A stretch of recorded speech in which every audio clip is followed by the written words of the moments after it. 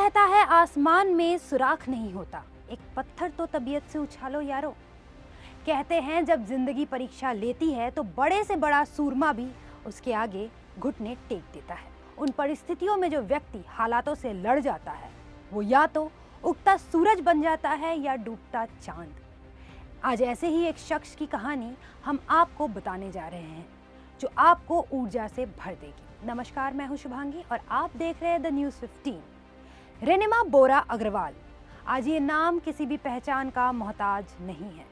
अगर आपने ये नाम नहीं सुना होगा तो इनकी तस्वीरें तो जरूर देखी होगी। मिसेस इंडिया गैलेक्सी का नाम हमेशा ही खूब सुर्खियों में रहता है और अब उनके सुर्खियों में आने का कारण उनका एक खुलासा है।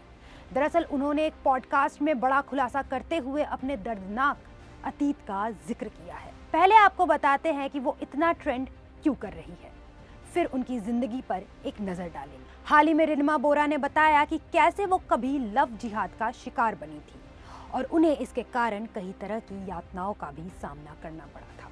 रेनिमा बोरा ने बड़े भावुकता भरे अंदाज में कहा कि उनके प्रेमी और उसके परिवार ने उन्हें कई बार बेरहमी से पीटा था, उन्हें बीफ खिलाने और उनका नाम तक परिवर्तित करने की कोशिश की गई थी। रेनिमा ने ये सारे खुलासे अबू भुइया के साथ अनटोल्ड पॉडकास्ट शो पर किया है। असम की रहने वाली रेनिमा बोरा ने अपनी दर्द भरी दास्तां सुनाते हुए कहा कि पिछले 16 सालों में उन्होंने तमाम यातनाएं झेली। उन यातनाओं को भूलने में उन्हें कई साल लगे। वो हर दिन खुद को हिम्मत देती थी। आज कुछ लोग कहते हैं कि वो उनकी ही गलती थी। रेनिमा ने सिलसिलेवार तरीके से अपने ऊपर हुए जुल्म का जिक्र किया और बताया कि 16 साल की उम्र में वो आसाम से बेंगलुरु पढ़ाई करने के लिए आ गई थी।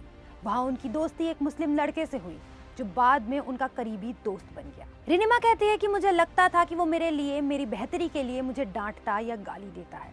कई बार मैंने उसे तालिबानी तक कह दिया जिस तरह से वो मेरे साथ बर्ताव करता था। वो मुझे बुरी तरह से पीटता था, मुझे बीफ तक खिलाया गया। उसके माँ बाप मुझे बीफ खाने के लिए जोर जबरदस्ती करते थे। तमाम यातनाओं का किस्सा सुन सवाल आता है कि क्या ये एक तरह का लव जिहाद था। रेनिमा बिना वक्त गवाए हाँ में जवाब देती है। ये पूछने पर कि क्या आपका धर्म परिवर्तित कराने की कोशिश हुई, इस पर रेनिमा कहती है कि उन्होंने रेनिमा बोरा से बदलकर मेरा नाम आयशा हुसैन कर दिया था। उन्होंने मुझे नमाज भी पढ़वाया। उसने मुझे चेतावनी दी थी कि यदि मैं उसे छोड़ दूं तो वो मुझ पर तेजाब फेंक देगा। रेनिमा के इस दर्दनाक अतीत को सुनकर लोगों के रोंगटे खड़े हो जाते हैं। पर रेनिमा की पूरी जिंदगी ही संघर्षों से भरी हुई है। जिंदगी के हर मोड़ पर उनकी अग्नि परीक्षा हुई है। जाखलाबाद के एक साधारण गांव में जन्मी रेनिमा बोरा अग्रवाल का जीवन लचीलापन, महत्वाकांक्षा और दूसरों से बिल्कुल अलग था। उनका परिवार बड़ा ही मामूली था जब उनका जन्म हुआ। बड़ी ही तकलीफों के बीच वो परिवार में पली बड़ी। उनके आसपास कहीं अंग्रेजी नहीं बोली जाती थी, लेकिन उनके माता पिता ने कड़ी मेहनत करके उनको पढ़ाया। तेजपुर के सेक्रेड हार्ट स्कूल में पढ़ते हुए वो एक बेहतर फ्यूचर बनाने का सपना लिए 16 साल की उम्र में घर से निकली और पढ़ाई करने के लिए लोन लिया और बेंगलुरु चली आई। ये उस वक्त की घटना है जिसका वो अब जिक्र कर रही हैं। 2006 के बाद से वो कॉलेज की डिग्री हासिल करने के साथ साथ कॉरपोरेट में जॉब भी करने लगी थी। अपने हॉस्टल की फीस, पॉकेट मनी और लोन का खर्च जुटाने के लिए रात की शिफ्ट में काम भी करना शुरू कर दिया। वो दिन में कॉलेज जाकर पढ़ाई करती और रात में जॉब पर चली जाती। काम और पढ़ाई दोनों को संभालते हुए उन्होंने डेल जैसे कॉरपोरेट में 17 साल का एक्सपीरियंस लिया। मिस मोमो के जरिए उन्होंने पुराने सौंदर्य मानकों को चुनौती देने का लक्ष्य रखा, जिसमें उनके लुक, पूर्वोत्तर के जोड़ों और उनकी लंबाई के लिए उन्हें परेशान किए जाने की तमाम कोशिशें की गई। इस साल उन्होंने मिसेस इंडिया इनकॉर्पोरेशन में अपना सपना पूरा कर लिया, जिससे उन्हें ये दिखाने की उम्मीद थी कि शादी और पारिवारिक जीवन किसी महिला की क्षमता को सीमित नहीं करता। बता दें कि वो पूर्वोत्तर की महिलाओं के लिए एक रोल मॉडल साबित करना चाहती थी और ये दिखाना चाहती थी कि वो भी वैश्विक मंचों पर अपने लिए जगह बनाने में सक्षम है। कड़ी तैयारी के बाद उन्हें 27 मई 2024 को मिसेस इंडिया गैलेक्सी का ताज पहनाया गया। ये जीत एक मील का पत्थर साबित हुई क्योंकि वो ये खिताब जीतने वाली पहली असमिया महिला बन गई हैं।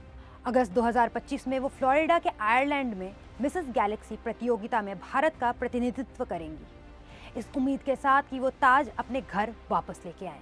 इस अंतर्राष्ट्रीय मंच से परे उनका लक्ष्य इस मंच का उपयोग दूसरों को प्रेरित करने के लिए है, खासकर असम के ग्रामीण समुदाय की महिलाओं को। मंच पर उन्होंने अक्सर कहा है कि महिलाओं को क्या चुनौतियां हैं और चाहती है कि वो ये विश्वास करे कि उनकी शुरुआत उनके भाग्य को परिभाषित नहीं करती है। उनकी महत्वाकांक्षा असम सरकार से जुड़कर सुलभ शैक्षिक कार्यक्रम बनाने की है, जिसकी शुरुआत ग्रामीण स्कूलों के लिए अंग्रेजी और व्यावसायिक कौशल प्रशिक्षण से होगी। आज वो असम की महिलाओं के साथ साथ हर भारतीय महिलाओं के लिए एक प्रेरणा है। देश और दुनिया की बाकी तमाम खबरों के लिए देखते रहे द न्यूज़ 15। नमस्कार।